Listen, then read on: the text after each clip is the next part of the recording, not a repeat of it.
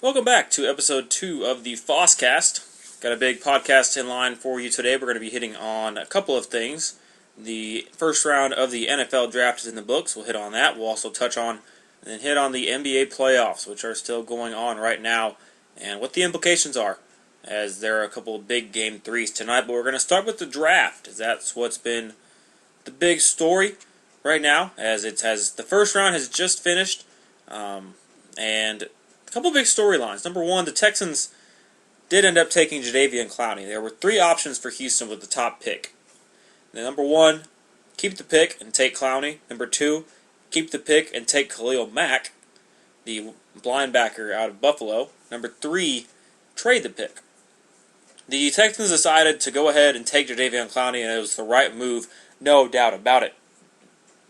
They didn't overthink themselves. They did the right thing. Clowney and Watt are going to combine to create something that's going to be pretty intimidating for any other offensive line. J.J. Watt already gets double-teamed seemingly every single time he's on defense. And you have to imagine that with Clowney's physical skills, it's going to be much the same for him, at least at the beginning. Well, actually, when he begins, he may not be seeing very many double teams because the other teams may not know what to think. So, if Clowney ends up coming in and doing what he has the potential to do, it's going to be a very scary defensive line. You better watch out because Clowney coming. It's going to be a hashtag you're going to see around a lot in Houston. Now, there was some talk about Khalil Mack because he is a better fit for the Texans and their scheme they have right now with defensive coordinator Romeo Crennel. But you get a talent like Jadeveon Clowney with that kind of athletic ability, you make the scheme work.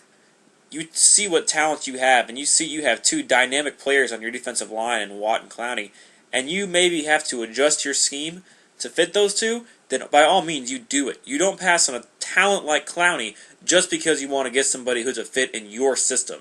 Instead, you see your talent, you change your system, you tweak it a little bit to make these players fit, and you put Clowney in the best position to succeed.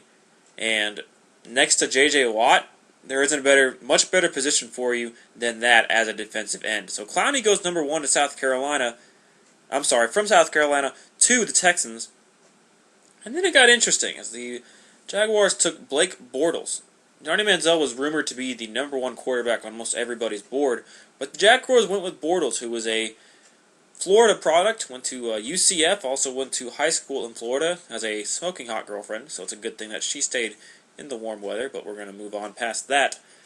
However, you have to think that Bortles being a homegrown product, having played football in Florida, had a lot to do with Jacksonville taking him over Manziel. Every year, it seems, in every home game, Jacksonville struggles to sell out at the stadium or just simply get people there.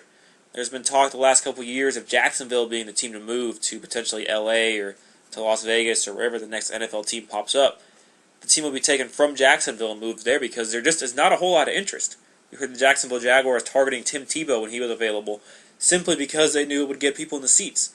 And the NFL is a marketing business. It's a business where people want to make their money. And if there's people not showing up to the games, they're not making money. And Bortles was drafted in part mostly to make the team better, but you have to think that him being a homegrown product, people in Jacksonville knowing who he is, being interested in what he's going to do, is going to help them sell tickets. And you have to think that that's part of the reasoning as to why they took Bortles over Manziel, or really over Sammy Watkins or Khalil Mack, who seem to have been more coveted by the so-called draft experts. And, of course, there's Johnny Football. Johnny Manziel got to number 4, wasn't drafted by the Browns, because they traded back. And then at picks 7, 8, and 9, it seemed there was a potential that he would be drafted because there was there's the Tampa Bay Bucks at 7. There was the Cleveland Browns at 8, who actually traded up over the Minnesota Vikings. So at that point, you almost knew that it would be Manziel, and then it wasn't. Then the Vikings didn't take him, and then it came down to the Cowboys. And everyone was worried that Jerry Jones would take him. All the Cowboys fans were thinking, oh no, Jerry's going to do it again. He's going to pull a Jerry moment. And then they took Zach Martin, an offensive tackle. That was actually a smart football decision. And Cowboys fans were relieved and maybe a little bit surprised to see Jerry do that. And kind of shows the state of what they think of Jerry, that they were surprised that Jerry and the Cowboys actually made a smart football move. So, Manziel falls to 22 to Cleveland, who many people thought would be taking him all along, however, just in a different spot. So Manziel goes to Cleveland, Bortles goes to Jacksonville, Clowney goes to the Texans at number 1 overall, but there are so many other stories. And the Texans have started off the second and third rounds by taking an offensive lineman out of UCLA, I'm not even going to try to say his name, and a tight end out of Iowa. So they're really trying to address the trenches, the offensive and defensive lines, and try to make those better, build from the inside out, and really build from the line of scrimmage around their offensive and defensive lines, which is the key to having a solid football team. If you have all the skill players outside and all the flashy guys that get all the stats, but you don't have the beef inside to support it, your team's just going to collapse. So the Texans are really trying to address that this offseason, at least they have been so far through the draft. Come on back, we're going to touch on the NBA playoffs, where they stand right now, and where they could be going moving forward. Come right back, we will take a quick break, and we will return.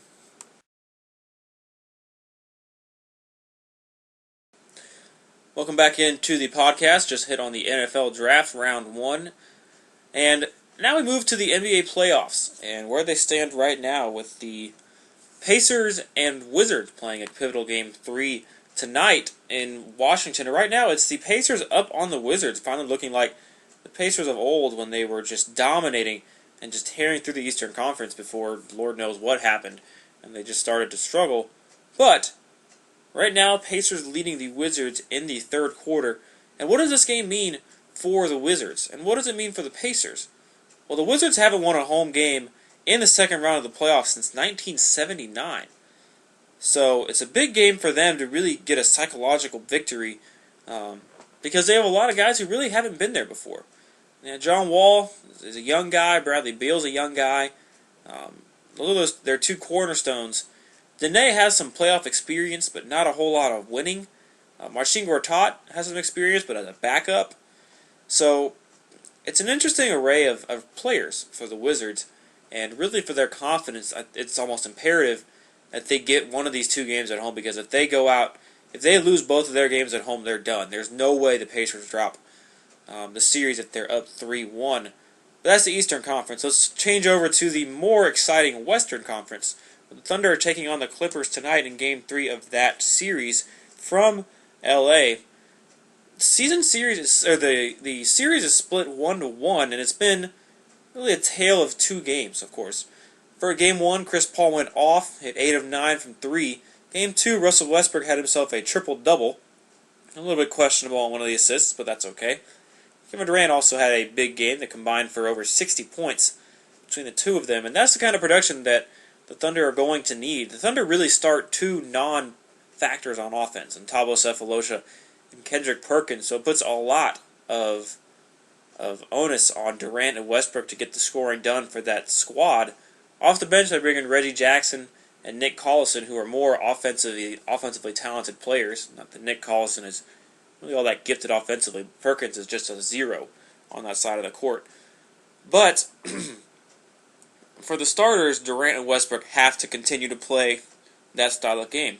There's nobody on the Clippers that can contend with Durant, whether it be the Clippers trying to throw Matt Barnes at him, whether it's Jared Dudley being resuscitated and dusted off and brought off the bench, or really anybody. There's nobody that can slow down Kevin Durant on this team. There is no Andre Iguodala like there was for the Warriors, and there is no Tony Allen like there was for the Grizzlies. So it's going to be interesting to see what the Clippers do to try to slow down Durant, because if they don't slow down Durant, it's going to be very tough for Los Angeles to emerge and go to the Western Conference Finals in this series. But on the other side, the Thunder are going to have a very tough issue trying to contain Chris Paul. So it's a matchup of two stars, and really which star is going to shine the brightest in this series. You've got the two superstars in Los Angeles, and Chris Paul and Blake Griffin, and you got the two superstars in Oklahoma City with Kevin Durant and Russell Westbrook. Of course, the other problem is which Russell Westbrook is going to show up. If you get the good Russell Westbrook, you get games like 2 nights ago when Westbrook had a triple-double scored over 30 points. But if you get the bad Westbrook, you get the one who comes down and takes way too many pull-up three-pointers in transition, pull-up jumpers in transition, and it's a tough road for him because he has a athletic mismatch just about every time he has the ball, no matter who is guarding him. But he has to remember that not only does he have the best scorer in the NBA on his side, but if they work the ball around, he can get better shots. And he can take the same number of shots, but they just have to be better shots. So the Thunder and the Clippers is going to be a fascinating series. It's going to be, every game is probably going to be in the hundreds from here on out. There's no way that either team can really consistently stop the other, whether it be schemes or talent level. But it's going to be a heck of a series to watch, and it should be one to keep an eye on, as the winner of this series will probably face the Spurs, who are just crushing the Trailblazers after the Trailblazers went through a tough series against the Houston Rockets. The Spurs are just laying the lumber and have blown them out in the past 2 games. And really the main reason is Thiago Splitter being able to defend Thiago Splitter being able to defend LaMarcus Aldridge down on that low block or even in the mid-range.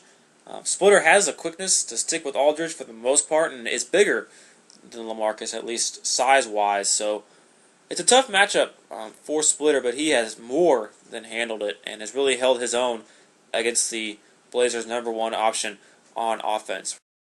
Kind of a shorter Fosscast here today than the previous one, but I'd like to thank you once again for listening in. Hope you will continue to tune back in, as this is something that we work to get off the ground here. And we'll see where it leads us as we try to delve into the sports world and its various happenings every day. Because the sports world never stops, and neither do I.